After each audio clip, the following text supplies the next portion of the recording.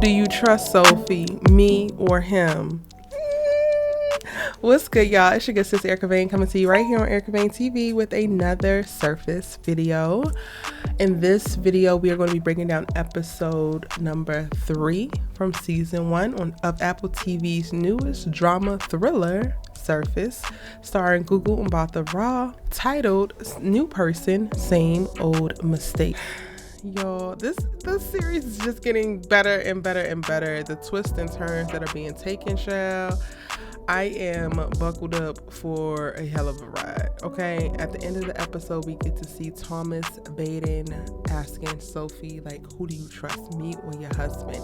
And over the course of the episode, we found out the levels at which these two were romantically involved. It was not just a one-hit and quit type of thing. It wasn't just a you a side piece. This is who she actually loved and wanted to be with. And it's we connected on a deeper level. I gotta go back and rewatch it, but he talked about how their intuitions aligned. What, sir? Sign me up. I am sopping this up with a biscuit. And then not only that, when he's talking about their relationship prior to, you really get in real life, like, application of it, because his intuition told him not to burden her with too much information all at once. His intuition is telling him not to just tell her all these stories, but only tell her things when she asks or when it's prompted.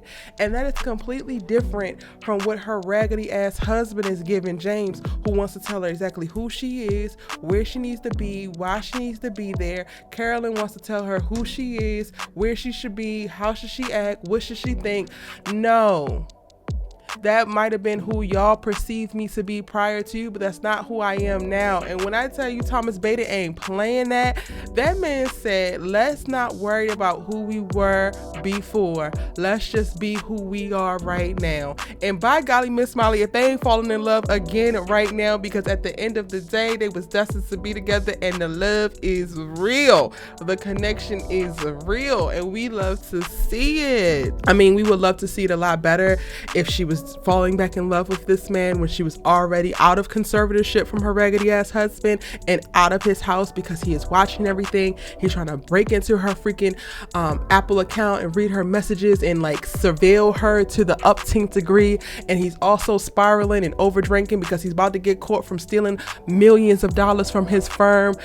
Child, this is about to get way more messy. And the problem is not only that, by the end of the episode, we are led to believe that the reason why James is the one who pushed her over the side of the ferry and tried to kill her is because she might have been the only one who knew that he stole the millions of dollars. So the reason why he hasn't attempted to kill her since then is because she don't remember nothing, right?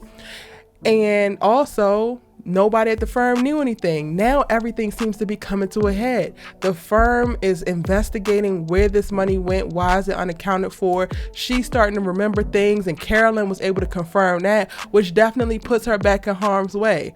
Not so much in harm's way, though, Thomas, that you could bring your ass to this secret club and pop up and almost blow up y'all's spot.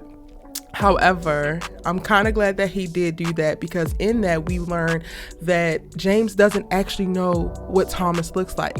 He might know that she was cheating, but he don't know who she was actually cheating with. And probably because he was already drunk at this little supper club, wherever they at for this client business, he didn't put 2 and 2 together that this is the same man who asked her for directions outside of his other client meeting back in episode 1. When I tell you, when James walked up while he was talking to her at the bar, and my heart dropped and my jaw hit the floor, I was like, oh, he's finna lose it. But he didn't remember at all, y'all. And it could be, the alcohol and the cocaine that we also see him do. This man is spiraling bad, and it's definitely going to be a dangerous situation. And Thomas knows that. I give him kudos, because he's probably the only one, including Sophie, who really understands the depth of the danger that the situation that she's in. However, the more she starts to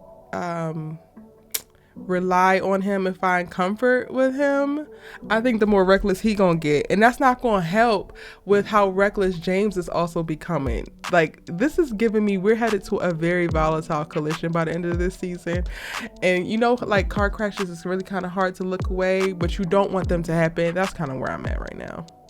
But I'm totally here for our girl, you know, finding a new grounding within herself, starting to feel like herself, because it's been very clear in the first 3 episodes that Sophie's like a person who feels like she has to live up to this other person who she doesn't know. So she's also not able to create space for herself and who she is in the moment, like for what she thinks. And because she mentions like questioning everything that she does or questioning all the things that she thinks, it's really hard for her to cultivate anything for herself in the person that she is today. And Thomas Baden just seems like that doorway for her to walk into freedom and love and knowing thyself, and hopefully liberation from this white man who tried to kill her. I want to know what y'all think though. Do y'all think that James is the one who did it? Because part of me is like, yes, he did it. He's freaking guilty. Put him under the jail.